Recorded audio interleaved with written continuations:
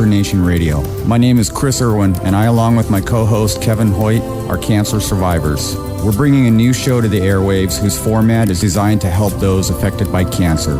Guests will include doctors, nurses, volunteers, and patients. It's Cancer Nation Radio and streaming live at KLAV1230am.com.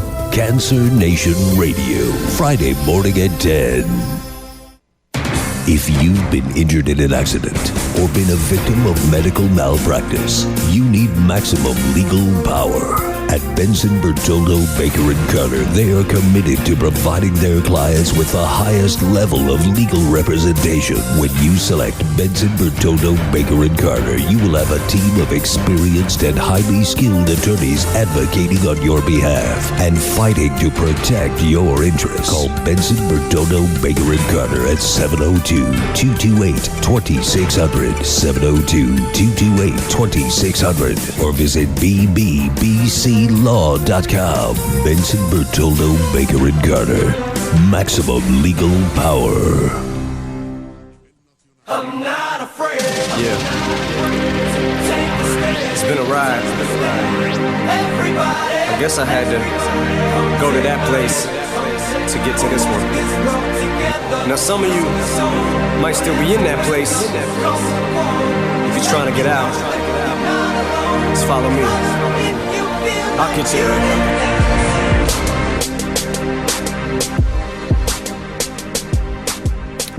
Welcome to the Cancer Nation Radio Show. I want to thank everybody for tuning in here today. I am one of your hosts, Chris Irwin. And I'm the other host, Kevin Hoyt. And sound effects not playing there. Let's see. Big man in a suit of armor. There we go. Take that away. What are you? And then, Kevin, I had this one for you today. Let's see here. Looks like I picked the wrong week to quit amphetamines. I did, actually. I stopped sniffing glue this week, too. Did you? Yes. Yeah, I thought that'd be a good one for you. So, want to thank everybody for tuning in here today on KLAV1230am.com, or you might be listening in your car on AM 1230. Our studio call-in number here locally is 731-1230, or you can call us from anywhere you might be listening at 1-866-820-5528. Our Twitter page is at CancerNAT Radio, and our Facebook page is facebook.com/CancerNationRadio. Getting a lot of likes on there more and more every day, so I really appreciate that and appreciate all the people that have started following us on Twitter. And we even have an email here. If you ever want to email a question to Kevin and I, something you might want to discuss here on the show, our email is cancernationradio@gmail.com. Kevin's Twitter page is at itaintchemo, ITAINTCHEMO, and my Twitter page is at Chris Ironman. We want to thank our sponsors, starting with Benson, Bertoldo, Baker, and Carter, personal injury lawyers located here in Las Vegas, but you can call them from anywhere in the United States at 888-516-0223 or locally here at 228-2600. Their website is bbbclaw.com, and they're on Twitter at BBBC Law Firm. They also have a Facebook page. We also want to thank Kelly Cardenas Salon, with locations here in Las Vegas, Chicago, and Carlsbad. You can find Kelly on the web at kellycardenassalon.com, and he's on Twitter at kellycardenaslv.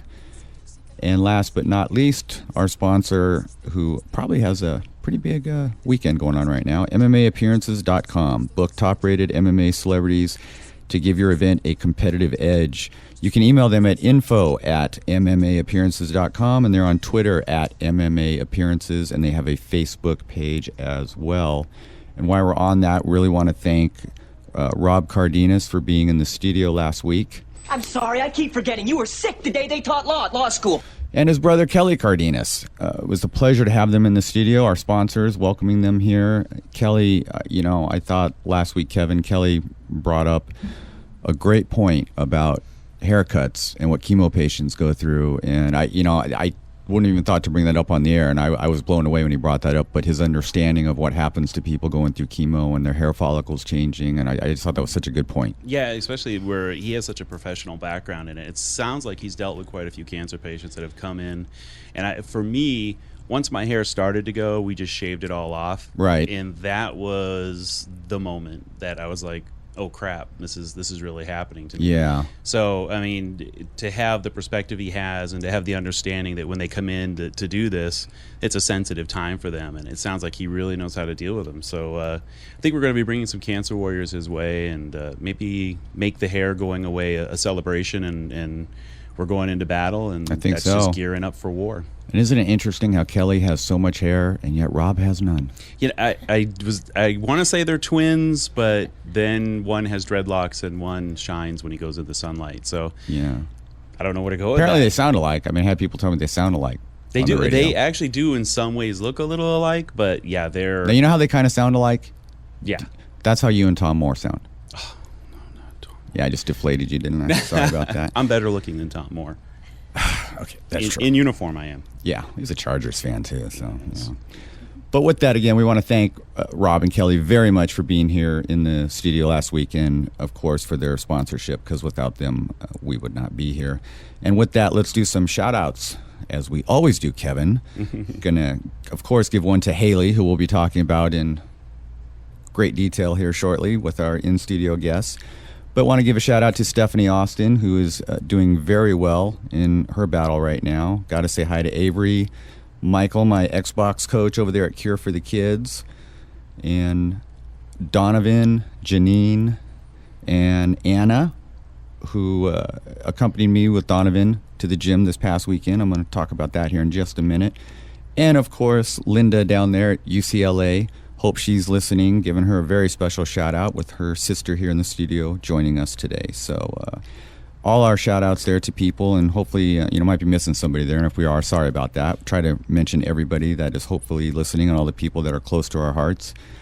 But to all of you that are out there listening, we greatly appreciate it. And as I mentioned earlier, all the people that have started following us on Twitter, Kevin and I were discussing in the green room before the show, we're getting more and more followers and a lot of cancer survivors that are following us, and we're hoping to get them to call in here eventually and talk to us and share their stories with us. So before we get started with today's show, Kevin, what's going on with you here in the It Ain't Chemo world and so forth? It's been a quiet week on the It Ain't Chemo side. We're just gearing up for our trip to Seattle and trying to get everything lined up there. And Ryan is in charge of most of what's going on there, so it's been very quiet. My way of picking on him. I just got a text from one of our board members who's also a fellow firefighter, Joey Bag of Donuts. And Joey's sitting in the truck listening to Bag us. of Donuts? Is that what you said? Yeah, that's what we call him, Joey Bag of Donuts. His real name is Joey Souza, but Bag of Donuts, when you see him, you know why. Okay. So, yeah, he's high testosterone. Let's just put it that way. Gotcha. So, no, it's neat to actually get a text from him right now. Something we don't do on the show, but we lost 19 firefighters this week. And I just want to give a shout out to my brothers out there in the wildland. We got a really nasty fire going up on the hill behind us here in Vegas. They're texting me pictures, and that's a really bad one we got going. Just all you fire dogs that are listening, keep one foot in the black and don't let the dragon sneak up on you, baby. Well, appreciate that, and yeah, God bless all those guys and what they're doing out there. And it's a shame that we are dealing with all this right now. But yeah, I mean, I tell my wife knows I miss being a wildland firefighter. It was one of the best times in my career because, we pretty loose. We choose our uniform based on our mood, and it's just they're very loose socially, kind of a wild bunch.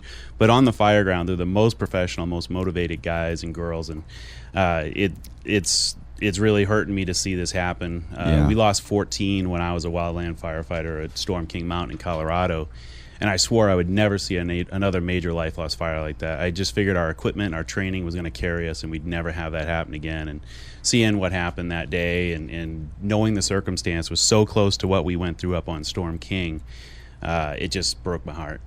Well, thanks, though, for sharing that and making us all aware of what's going on, Kevin. Appreciate that. One thing I want to talk about, too, real quick. Kevin, you had mentioned last week that there were some people, I think you said friends of yours maybe back in Pittsburgh, that I had actually influenced and had started to go out and take walks and so forth based on Cancer Coach Chris and what I'm trying to do, which was really uplifting to hear. And this past weekend, I got to accomplish my goal for the first time where I did take 2 cancer warriors to the gym. I took Donovan. I saw this. Yeah, and another lady named Anna, who I met through Kenny Hewer. And the 3 of us went to the gym. And it was a very invigorating feeling. I was there like, wow, this is actually happening now. And then as it turned out, Anna actually knew Donovan's mom. They went to school together. So they saw each other like, oh my gosh. And I mean, when I say school, I mean, they went to elementary school, middle school, and high school together. So they were just talking away. They weren't just acquaintances. Yeah. And Donovan and I are just kind of like, okay, this is cool, But one thing that I did want to share, and Kevin, I'm sure you have a lot you could add to this if you wanted to. We went to begin our workout, and Donovan, who is 18 years old, wanted to start stretching, and he then immediately got sick. And we weren't able to get to the restroom. We used a garbage can there in Gold's. And once we got through that, I said to him, you want me to call your mom and I'll just have her come back and get you? And he just looked at me and he said, no, I have to do this. And I could so relate to what he was going through. Yep. Because I explained to him that we were at the same Gold's Gym that I was working out at. I would go there, drop my daughter off at school for a while. Eventually, then my wife had to start dropping her off. But I would drop her off. I would go to that gym and work out with my feeding tube and so forth, and drive to the clinic. And Donovan looked at me and he goes, "I don't know how you did that." And I said, "You're doing it right now." You're in it, man. And we stuck through it. And Anna was just incredibly supportive of him. And we had this just nice little workout session. And it was really amazing to see that happen. So I just want to tell again, Anna, and I don't think Donovan's listening. He's actually at a camp right now, but his mom is. Just how proud of them that I am, because they did it. They didn't just talk the talk. They walked the walk. Yeah, and that is forward motion. It's when we get trapped into that syndrome of staying on the couch or staying in the bed that we stop moving forward, and our body starts dying. It starts accepting that we're gonna lose muscle, we're gonna give up this and that, and the more they move, the more they're gonna feel like moving. It's very much an avalanche effect. And I always relate the story of Dylan Woods. He was the first cancer warrior we ever took to Extreme Couture to train with the fighters. And probably about a third into it, he walked over to a trash can and just gave up lunch everywhere. And we're like, "Hey, buddy, we can stop. It's okay." And he turned around and was angry. He's like, "I'm not done yet." And that's when he really turned it up. He got stronger after that. I remember you said the same thing when Randy Couture choked you out.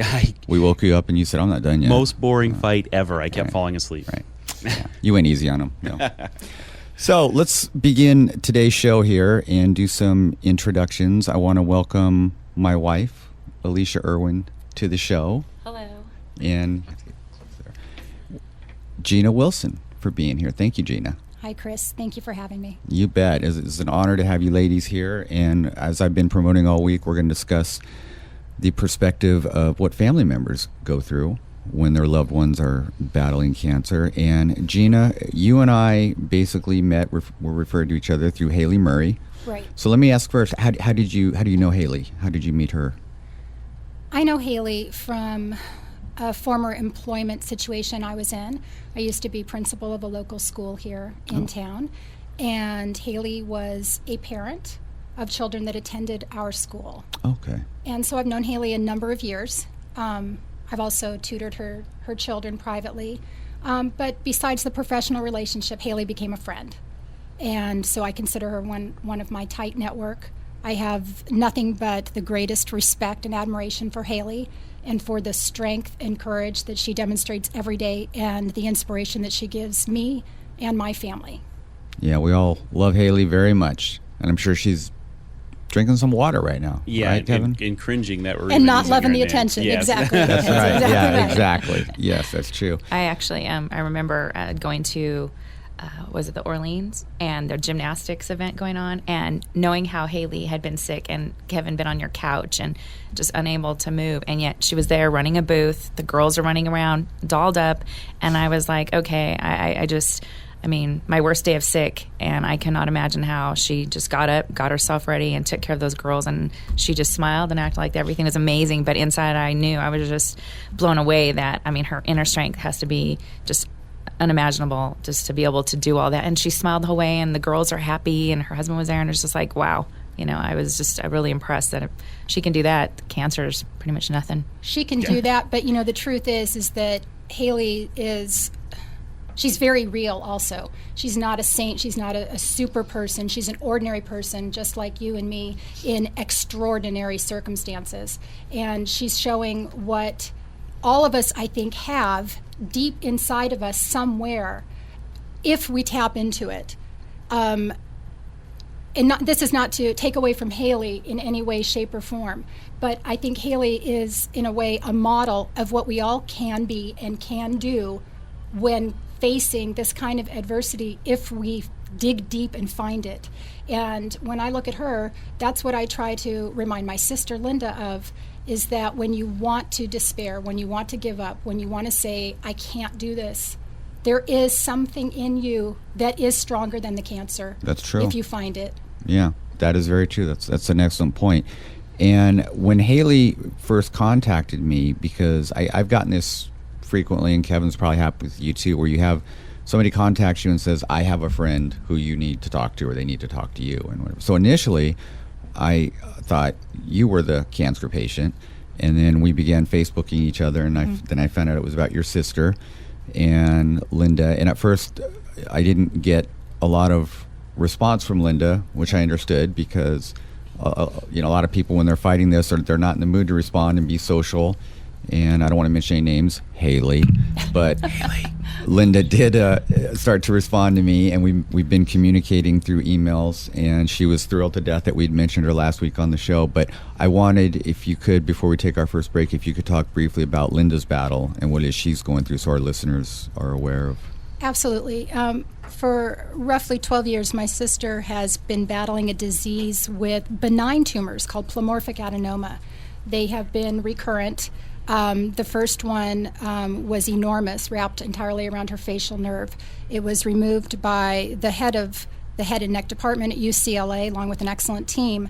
Unfortunately, it was so large and so pervasive that it did not come out encapsulated, but came out in pieces. And so she subsequently suffered a number of recurrences, and therefore a number of surgeries. Because they could not stop the disease, despite the fact that it was not cancer, she underwent complete head and neck radiation as if it were cancer several years ago. And most recently, within the last year, she was doing quite well. She was working here, actually, as a preschool teacher. She actually had Haley's daughter for a student. And she was doing quite well, but a little over a year ago, she began to be symptomatic with something that at first appeared to be like a Bell's palsy. We thought perhaps she had a stroke. It was viral. She was collapsing on one side of her face, slurred speech, etc. And long story short, after a number of tests here, doctors here, unfortunately, were unable to properly diagnose that. So it went very long, and she was referred by a friend of ours in LA to UCLA to go back, and that's where the cancer part of her story would pick up. Okay. Well, we hope that she is listening right now, and we're going to be taking a break here in a minute. But I want to continue on because talk to my wife here real briefly. You've had some medical procedures yourself many years prior to us meeting. Absolutely, yeah. And I was just wondering if you could just briefly discuss that real quick as far as what your battle was a long time ago. But mine were all reproductive issues, cysts and tubal cysts, like starting at the time I was 14, fibroids. I eventually had to have emergency surgery when I was 22. I had dermoid tumors that were the size of grapefruit and literally caused a rupture. And 6 months earlier, I'd always been being checked because once you have something, they keep an eye on you. Nothing. And in 6 months, went from nothing to these tumors the size of grapefruit. And, just that alone, it's terrifying. Everything was taken care of with surgery, but still, that thought lingers and, you constantly look at those things. Yeah, how did it happen to me? Where did it come from? All those types of thoughts that we have. So when we come back from our break here, what I would like to discuss with you ladies is early on what your preconceived notions are versus what you actually start to go through, you with your sister and, of course, Alicia, you with me. Because I think we all have a certain mindset when we first hear about cancer. We kind of might think we know what we're about to go through, and then comparing that with what we actually go through, because I certainly didn't know when I was diagnosed. My response to my doctor was just, okay, when does my treatment begin? But I really had no idea, and that's something that I would like to discuss with you ladies when we come back here. So we're going to take our first break here on the Cancer Nation radio show, and we'll be right back after these messages from our sponsors. Thank you. Everybody, come take my hand, come take my hand, walk this road together.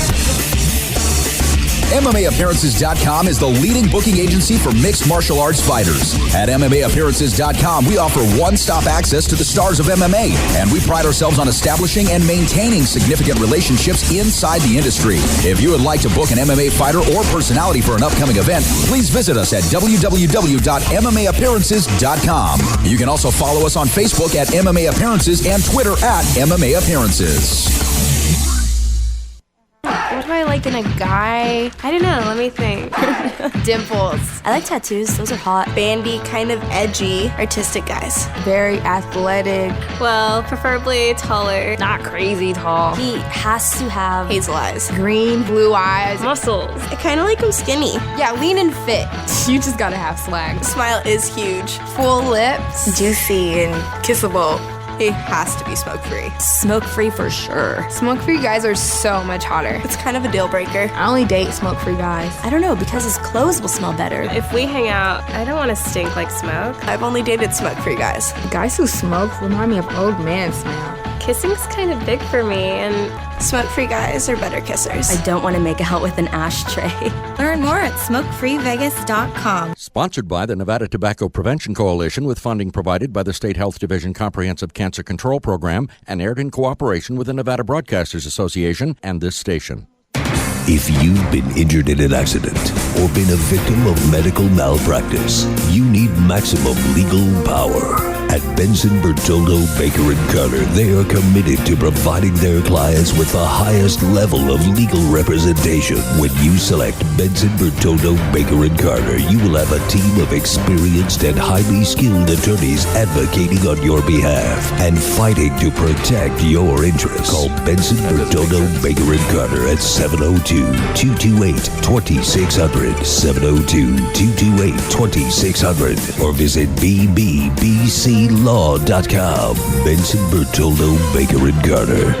Maximum legal power.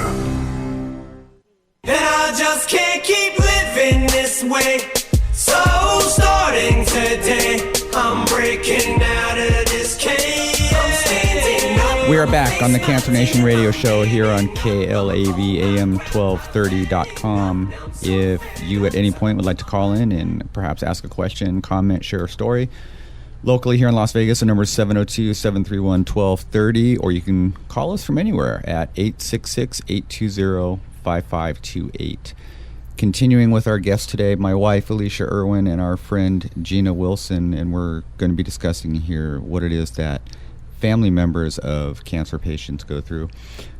I was diagnosed in January of 2012 with head and neck cancer, and when my doctor, told me that I was positive, I remember him telling me that it didn't really make sense for the type of cancer that I had, seeing how I'd never smoked or lived that type of a lifestyle. And that's just part of the battle with cancer. But what I wanted to start here with my wife is because pretty much as soon as I hung up the phone, you had walked into my office at that point. And so I immediately had told you, and you said to me that, we're going to get through it and just do what we have to do. But do you remember when I first told you and the type of head and neck? I know you began to immediately research it and so forth, but what your thought process was at that time based on what we were told from chemo and radiation and what my side effects would be versus down the road, were you saying to yourself, this isn't all what I thought it would be, or was it what you thought it would be as far as my battle and what I had to go through? Wow, that's a lot. it was an interesting process because at first, you had the lumps in your throat, and we kind of went through not knowing what those were, and then you got referred. And to me, I'm sure, like with so many people, that's such a frustrating process. The constant doctor referrals and everybody not having an idea, but one more test. But they're telling you it's serious, but wait, one more test, and then it takes 2 weeks to get that appointment to get that one more test. That part was making me angry, right? Because I wanted you to get fixed right now. Like, no, you're at front of the line. Forget everything else. My husband comes first. So going from, the general practitioner to ear, nose, and throat specialist, and then him trying to do the biopsies, and it caused that vagus stimulus where you almost had a stroke trying to do the biopsy because that one adenoid tumor was on your carotid. That was stressful, and trying to go, oh, you're doing fine. And, finding the courage in myself to not show you how terrified I was. Right. Because they couldn't do a biopsy. And then we were sent to a sonogram person because they didn't want to cause the same problem. And then she did, by putting the pressure on the tumor, cause that same situation. So they went ahead and scheduled surgery. And then waiting for after the surgery, we went home and then waiting to hear what it was. And then going, okay, adenoid carcinoma, what's that? And then finding out that means it comes from somewhere else and it's spread to your lymph system. And then going, okay, so, it was such a protracted experience that when you first told me in the office, what you had, just to get to there was like, it seemed like a million years and so much stress. And like, I had this anxiety of like, enough already, just get it out. And I remember, if it's been interrupted there for a second, but if I remember correctly, I believe the first person you called was Kevin. Well, yeah, because as Kevin coined a phrase for me that has really resonated through this whole thing, and I think a lot of people go through it. He told us we were in the cancer closet. Yes. And because you are very private, and you are the silent warrior who I can conquer all on my own, and Not true. Yes, it is true. Worst cancer warrior ever. So we were finally done with the adenoid part. They said it was coming from, the tumor was basically, they believed, in your tongue. So then we did a PET scan. And basically when you were in your PET scan, and we're talking, that was probably at the end of February, I'd had enough of my cancer closet, and I'm calling Kevin. And I was sitting there while you went into the PET scan, because I'm not allowed to go because of all the radiation. Right. Nobody's allowed back there, which up until that, I was pretty much right by your side for everything. And I was not happy that they wouldn't let me go in. I was going to wear a super suit just to be near you. I didn't care about the radiation.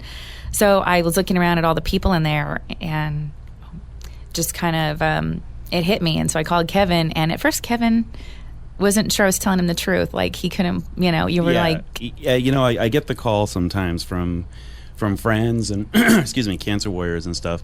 And I'm always right on my game. But when you called, I was like, no, what? And it had been going on for some time. You were serious about that? Yeah, exactly. And I really, it took me a few seconds, and then once I regained myself, I realized how stressed you were, and that you'd basically been carrying this yourself for so long that you were really at a bad point right then. Yeah, pretty much. As soon as I told you, I just started bawling uncontrollably. Yeah. And then, I felt bad because all these people are in there, and they're the ones that have the cancer, and I'm the one crying, like having a pity party. But I wasn't. It was anger and frustration, anxiety. Before we get too further along here, let me ask you then real quick for all of our listeners, and Gina, I'm going to ask you the same question. We'll kind of go back and forth. But so at this moment, what would you say to people as far as what advice could you give them if they do have somebody in their family who just has been diagnosed or is dealing with this, and they're at that crossroads now where, well, do I tell somebody? Do I not tell somebody? What do I do? And I'm the doctors aren't getting back to me. Do you suggest that they do something? Do they find a support group like we did with Kevin and reach out to him? And Absolutely. Even if your partner is the one diagnosed, you need the support because you're their strength, and to have someone to talk to as soon as possible. Yeah, Gina, I just wanted to ask you the same question. I would agree. Everyone needs to be able to be themselves and express their grief and go through the stages of grief and be in a safe place where they can let go and let the pain out. And whether that's a formal support group or if that's a close friend or someone else that you trust, you need to let it out and not keep it bottled inside, because that's not healthy for you as well. Yeah, and I know one of the biggest challenges that family members such as you too much must face, or anybody, is that, as we were referring to a little bit earlier about Haley, that the cancer patient tends to be reclusive. They're blockheads. Yeah, they keep it inside, and I'm fine, I'm okay, and I've experienced that. I mean, I'm not Haley, I'm not picking on you, but you're the only one I can use right now as an example, is because Haley was extremely thorough with me. I mean, texting me, following up, how you feeling, Iron Man? I got regular texts from her all the time. But when that is reversed, sometimes I don't get an answer, or I get like a 2-word answer, fine, getting through it. Right. For us, with my sister Linda, I can tell you that the cancer diagnosis did come as a shock for us because she had undergone treatment for so long and the tumors had always come back benign, that when she went through the latest surgery, when they discovered the large tumor, and she had that removed back in April at UCLA, it was a 12-hour surgery, and when we got the first update from one of the surgeons, they said, well, the initial samples have not come back malignant. So we had a false sense of hope. The subsequent surgeon who updated us a few hours later said, we really don't know what this is. He would not say it did not come back malignant. He would not say anything. He says it's going to take a very long time to figure out what this tumor is. And so after she was recovering very well from surgery and healing beautifully, and we all felt very positive and felt that we had dodged a bullet again. And unfortunately, weeks and weeks went by, and she got a phone call that all of the pathologists at UCLA, not a one of them could identify her tumor and what type of cells it was. So we were still left waiting, and that waiting is an excruciatingly painful place to be in. They sent it to the University of Pittsburgh, and then it was more waiting for them to try and figure it out. So when you wait this long, you begin to get a false sense of hope. No news is good news, right? Good point. Unfortunately for us, the no news was not good news. And so when I did get the call from her that she had received the final pathology report from the University of Pittsburgh, I really was not expecting what she told me.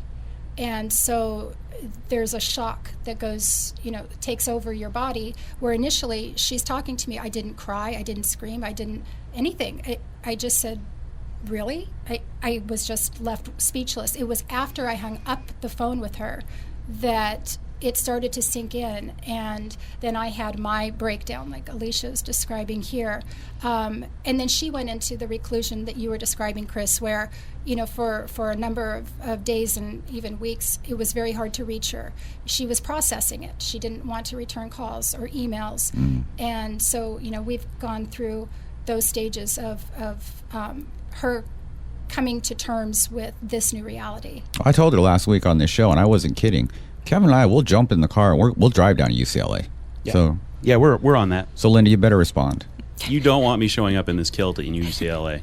Oh, I'll put on the doctor's outfit. I'll put on the doctor's outfit, grab a clipboard like I know what I'm doing, just start walking around. Won't be the first time. And I'll bail you guys out. Awesome.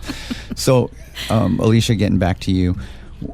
You're at the point where you're just talking about almost overwhelming frustration because of no follow-up, nobody getting back to you. And not only that, one of the things that I want to say for families and people out there is you really have to advocate for yourself. A lot of times the system, meaning the insurance system and the doctor appointment system, is so protracted. There's so much delay between here's your appointment, here's the results, then we got to refer you. And I fortunately at the time was the plan administrator for our company's insurance, and I got on the phone with our direct person and said, this is the deal, I'm not waiting 6 weeks, what can you do?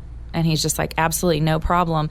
And what I found out, that he didn't just do this for me, that actually insurance, they put you with someone, if you have a serious illness, that will be your advocate and work as a team with you. So if you are finding frustration in this process, contact your insurance and ask for an advocate. Ask for someone to be tied to your case, and that they will look at your insurance bills and make sure you understand what's going on and what your options are, that you have different choices within your plan for different doctors and different services, that you really, we don't know what we don't know till we need to. And then when you start asking, then you're like, wow, I wish someone had told me. So if you're facing this, I just really ask you to call that number on the back of your card, talk to someone in authority and tell them you need a partner in this and you want the same person the whole time. And they have people that do that. And it was the best thing. I just want to thank Rob Pusateri. I really feel like him cutting out 6 weeks of waiting really helped save your life. Because Absolutely. if we had to wait 6 more weeks and it was already spread your lymph system, I don't think it would have been positive. And he was literally helping me till like 3 a.m. on the phone. I don't think it's because he wanted to. I think I wouldn't let him off the phone. I don't think you gave a lot of options on that stuff. But it was miraculous. And I had no idea these things were out there. So for that part of it, the other thing that was really frustrating is, okay, once I said I want the doctors, boom. We had so many appointments that I also had to get like a day timer, and I really want people to do that. Get one just for your doctor visits, because once we got started, we had the chemo doctor, and then we had the radiation doctor, we had the gastroenterologist, we had an oral surgeon because of the head and neck cancer. You have to really look at your oral health and how the radiation affects that. And guess what? None of the doctors are aware of your other doctor, and they just want to schedule stuff. So, correct. I literally stapled their business cards to the day timer, wrote whose appointment, because a lot of times they go, well, come in on this date. Well, we already have that appointment. So I opened the floodgates, and you've really got to stay on top of that and coordinating, because sometimes they'll want to know what other appointments you have, because then they don't want to do something that they want to do before you've had the other step done. And it's quite a balance. And that's, that was something in itself. Luckily, I'm really type A, so it worked for me, There was a point when you were going through this, I actually said to you, I might have to hire you someday to be a patient advocate, just because of the way you had organized it. But that's something I see in a lot of the Cancer Warriors families, is that there's different levels. One, there's, and you were just saying, you were kind of held off from your sister for us because she was shutting you out, which is very common. And with the different personalities, some of us will sit back and we'll be like, okay, I'm going to give you that room. Others will overwhelm them and then end up in a clash with them. And then there's some, my brother walked away. I didn't hear from my brother during the entire situation. And it was really hard. He talked to me after the first chemo. And my brother Wayne came here and he took care of me. My other brother, Doug, was just out of it. My brother Eric was kind of back and forth, but Doug just couldn't deal with it, because I had kind of been a hero to Doug, and I'd gotten him into the fire service. And when he first heard my voice and I sounded weak because my treatments were affecting me, he couldn't deal with it. He just walked away. And I don't blame him. I mean, I was mad at him at first, but everyone deals with grief differently. Exactly. And it's a grieving process. You're grieving the loss of that healthy brother or that healthy sister, and they have to be allowed to go through those stages. I know that I've seen that in a couple of situations in my family, but I'd like Chris just to briefly touch on something Alicia was saying about being an advocate for yourself, because this is so important. That a lot of folks, I think, have almost a blind trust in, say, doctors, lawyers, etc. The title can be blinding, and this is not to take away from professionals who are doing their very best to do their jobs properly. It's not to be too nitpicky. However, you do need to be proactive in your own care. And for example, with Lynn here in Vegas, when she went to the ER and she was in excruciating pain, and they ran tests and told her she probably slept improperly, slept on her neck improperly. I know that wasn't a vast virus database has been. Thank you, Jarvis. Yeah, just and again, it's not everyone's doing the best they can, but use your common sense. If something doesn't feel right, if you think you need a different care or you need more care, or you know your body better than anyone. Right. And she just kept telling me, I don't know, this feels different. This feels different. So we kept looking, kept searching until we found the right answer to help her. I mean, my personal experience, and we'll be taking our second break here in a moment, but my personal experience, as we've talked about a lot on this show, the way I was an advocate for myself was I just kept going to the gym. I just kept pushing myself. And there were definitely times, like as I said, that I went to the gym and I should not have been there. I sat at a machine and I was so weak. And, that's why I was just so blown away by Donovan last week at the gym, taking him. That was my way of dealing with it, was I'm not going to let it stop me. I'm going to keep going to the gym. And I truly believe that was a huge part of my healing. I mean, that along with obviously my radiation and my chemo. It's important to keep a normal life too. If that's what was part of your life, then you should try to keep doing those things that brought you joy and brought you strength before. And that's what I encourage Lenny to do as well. Yeah. Get out there, walk, go to lunch. Who cares what you look like? She worries, I don't look the same. I don't, nobody cares. We all love you. You're safe. And Anna had expressed that to me, that she was hesitant about going to the gym now because of the way she looks and whatever. But she just said, you know what? She told me, she's like, I know I have to do this, and now I've got you pushing me, and you're what I needed. I'm going to the gym. And she did. And her attitude is phenomenal. I'm so proud of her. So, all right, we need to take our second break here. You are listening to the Cancer Nation radio show with our guest today, my wife, Alicia Irwin, and our friend, Gina Wilson. We'll be right back after these commercials from our sponsors. Everybody, come take my hand, come take my hand, walk this road together. The National Osteoporosis Foundation predicts that by 2025, osteoporosis will be responsible for approximately 3 million fractures and $25.3 billion in cost each year. Osteoporosis and low bone mass are estimated to be a major public health threat for almost 44 million U.S. women and men 50 and older. I'm Marjorie McGinn, President and Executive Director of Women in Government, an organization of state policymakers. You're never too old or too young to improve the health of your bones. You could have osteoporosis now or be at risk for it without realizing it. Often, breaking a bone is the first clue that you have osteoporosis. Talk with your healthcare provider about osteoporosis today. With daily exercise and calcium consumption, you can lower your risk for this disease. To learn more, visit womeningovernment.org. That's womeningovernment.org. Funding provided by Novartis Pharmaceuticals. MMAappearances.com is the leading booking agency for mixed martial arts fighters. At MMAappearances.com, we offer one-stop access to the stars of MMA, and we pride ourselves on establishing and maintaining significant relationships inside the industry. If you would like to book an MMA fighter or personality for an upcoming event, please visit us at www.MMAappearances.com. You can also follow us on Facebook at MMA Appearances and Twitter at MMA Appearances. You were serious about that? If you've been injured in an accident or been a victim of medical malpractice, you need maximum legal power. At Benson, Bertoldo, Baker & Carter, they are committed to providing their clients with the highest level of legal representation. When you select Benson, Bertoldo, Baker & Carter, you will have a team of experienced and highly skilled attorneys advocating on your behalf and fighting to protect your interests. Call Benson, Bertoldo, Baker & Carter at 702-228-2600, 702-228-2600, or visit BBBC Law.com. Benson, Bertoldo, Baker & Carter. Maximum legal power. And I just can't keep living this way. So starting today, I'm breaking out of this cage. Welcome back to the Cancer Nation radio show. Continuing on with our guests today, Gina Wilson and Alicia Irwin. Hello, Ms. Lady. And we are talking about what family members of cancer patients go through, and you two are discussing with us. And my original question was it what you thought it would be? And what I'm referring to is, I remember there was a time for me where, for us, I should say, where we weren't sleeping through the night because I was getting up every few hours, and due to my saliva glands not working or vomiting or whatever the case may be.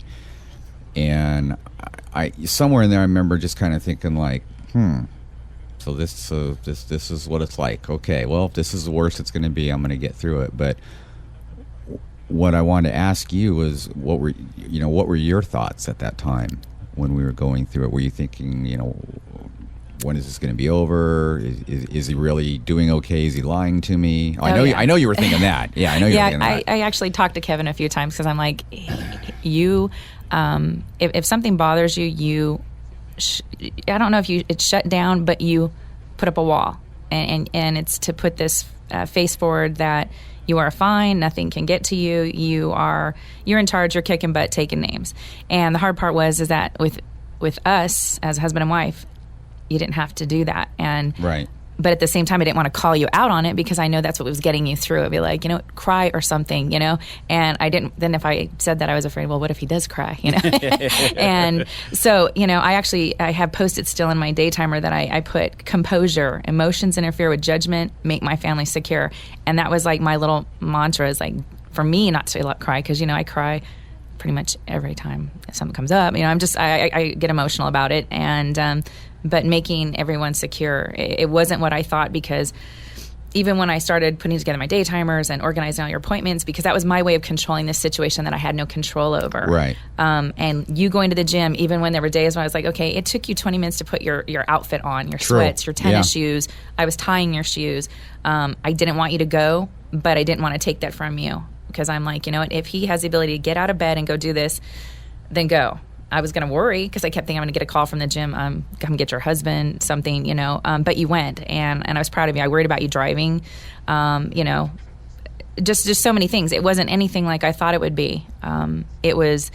That is the toughest man I've ever seen in my life. That's what you were thinking, right? Right, when I watched City Slickers. But, each day presented something new, and I learned a lot about myself. Our kids, every one of our children handles things differently. And I was surprised, Kevin and Gina, I was surprised how many people go into denial. Like, we'll look right at you and go, oh, no, I know someone had that, they'll be just fine. And it's like, get out of my face so I don't hurt you, because that's not what I want to hear right now. You heartless. Well, I know for a fact, and I don't want to harp on this, but I know for a fact that was the way my father dealt with it. He's like, oh, he'll be fine.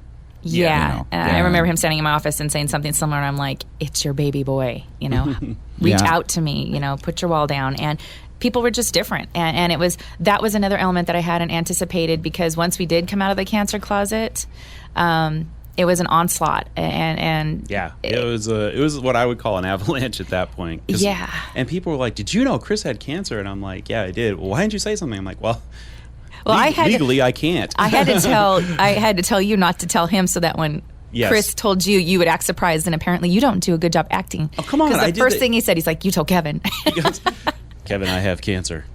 Really? I'm not an actor. Yeah. I play one on television. What blew the little surprise thing away actually was Myra, when she was at the house, and I said, "So you guys are doing this surprise thing for a cancer patient? Who's it for?" And she just stared at me and she went, "A friend." I went, "Oh, okay." And I thought, they better not be. But anyway, talking about putting up the walls and so forth, and I don't know if I want to say to defend, but to bring the cancer patient side to it. And Kevin, you would definitely understand this as well. I think one thing the cancer patients go through too is, I don't want to put this burden on my family.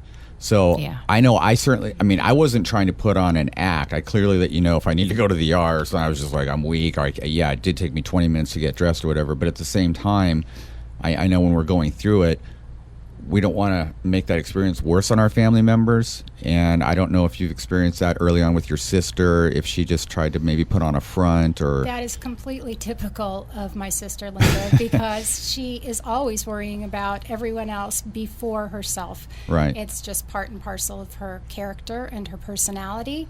And so I know that she is thinking always first about us and not wanting to cause us pain and not wanting to cause us a burden. And ultimately, because we don't have any prognosis, because her cancer is so rare, there are no case study statistics. We have no idea where this is going, and in fact, her treatment is unprecedented. They are re-radiating at UCLA, where every textbook, and they have told her, every textbook says you cannot do this. Other hospitals will not do this. However, they have told her desperate times call for desperate measures. So what do you go through when you hear that? You don't know. You want to cling to positivity, and that is important. So when someone says, you're going to be fine, you want to be the cheerleader on the one hand and the positive thinker. And I do believe so strongly in the power of your attitude and maintaining a positive outlook and a positive attitude that inner strength will serve you in your physical body as well. At the same time, Linda wants us also to be realistic. And so you're always balancing the reality that, what are we looking at? do you start living that bucket list? Is that what we're looking at? Right. Are we saying goodbye or not? Right. And there's something that I always bring up to the families of cancer warriors is, a lot of the times I'll get that look in my eye and they'll be like, is my child going to die? And I'm like, oh yeah, absolutely. Could be in about 80 years. Right. Everyone should be living their bucket list. Absolutely. And encourage it. Don't say, I want my sister to live the bucket list. Say, I'm going to live my bucket list, and so is my sister, and we're going to do this, and whatever she wants to do, we're going to do. Don't treat it as it's part of the cancer. Treat it as just part of life and how great that can be. And you're going to find that it'll be one of the greatest experiences of your life with her. And don't make it about cancer. Don't let cancer make you do something. Let you show cancer that you do anything you want. Kevin, I cannot agree with you more, because that's how I live my life. It's how I raise my children. And I told her, I said, you don't have to be dying to live your bucket list. Amen. But, sometimes I want to shake her. I love you, Lynn, but sometimes I want to shake her, because I want to say, every time I go down to see her, I say, what do you want to do? I'll do anything you want. You want to drive to San Francisco? You want to go sit on the beach? Whatever you want to do, I will make that happen for you.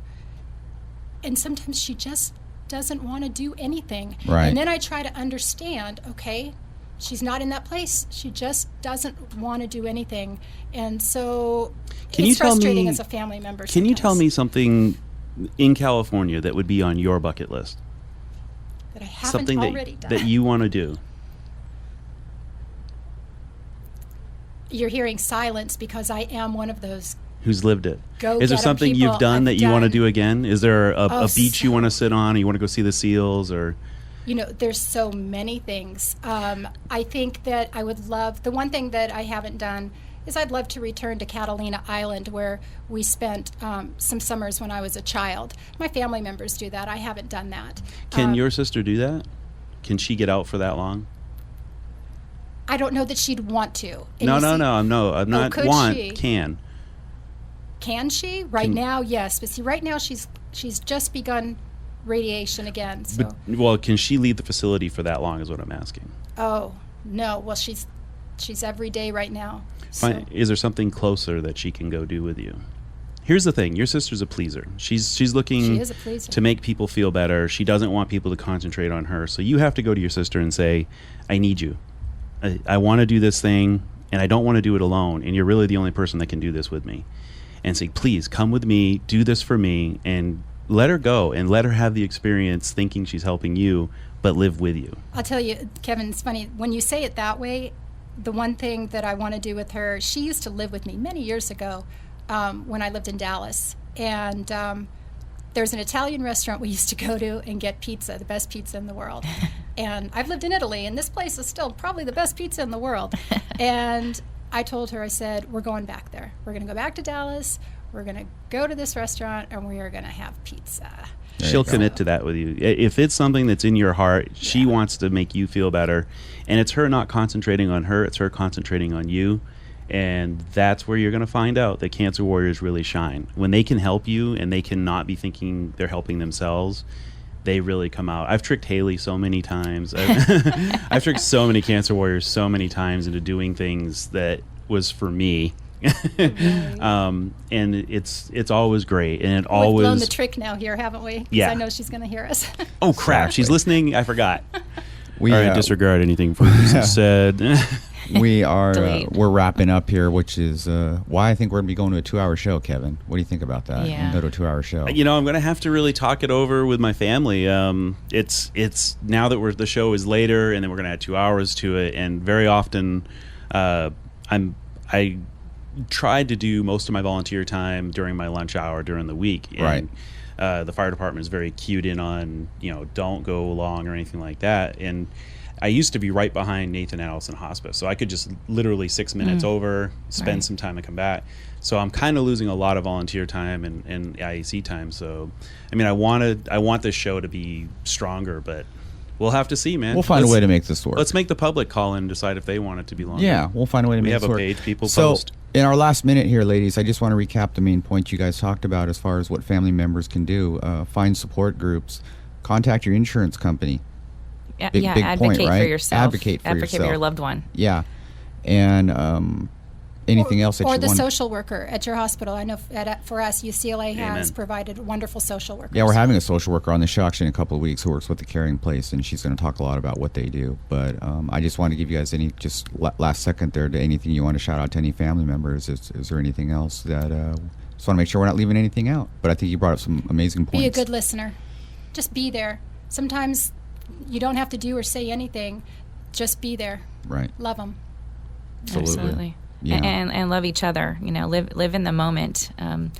These times make us learn about ourselves, and we grow, and we give them something we weren't before, and we can make a positive out of it. Absolutely. Appreciate every little Cancer's thing. the best thing that ever happened to me. That's right. So you told me that's- that. Yeah. You said it would be. Ladies, I want to thank you so much for being here today. Try not to go too in depth so we didn't get any tears shedded. But thank you very, very much for your time. I think we'll probably be doing this show again in some format with family members. But truly appreciate you being here. And Gina, thank you for the book. You gave me a book, so thank you very much for that. You're very welcome. Yes. Thanks, everybody, for listening. And we will see you here next week with a couple of employees who work over at the Children's Childhood Cancer Foundation, Cure for the Kids. Thank you.